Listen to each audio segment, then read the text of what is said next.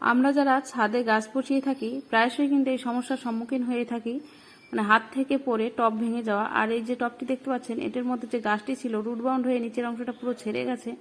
এবার যারা ছাদে বাগান করে থাকি, টবে গাছ লাগিয়ে থাকি, তারা জানি একটা টব ফেলে দিতে গেলে কিন্তু আমাদের অনেক কষ্টই হয়, কারণ আমাদের টব সবসময় কম পড়েই থাকে। মানে যতই আমরা টব কিনি, আমাদের গাছ বসানোর সময় টব সবসময় কম থাকে, যে কারণে টব আমরা কিন্তু ফেলে দিই না। এটাকে বালি আর সিমেন্ট দিয়ে একটা মিশ্রণ তৈরি করে নেব, কাদা কাদা মতন করে। আর যে টবটা আপনি জয়েন্ট করবেন, সেই টবটা যেন পরিষ্কার থাকে, আর যদি পরিষ্কার না থাকে একটু ধুয়ে নেবেন।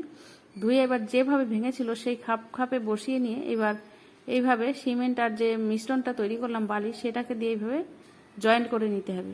এবার এক সাইড হয়ে যাওয়ার পরে আপনারা 3-4 ঘন্টা রেখে তারপর আবার ভিতর সাইডটা এইভাবে লাগিয়ে রাখবেন।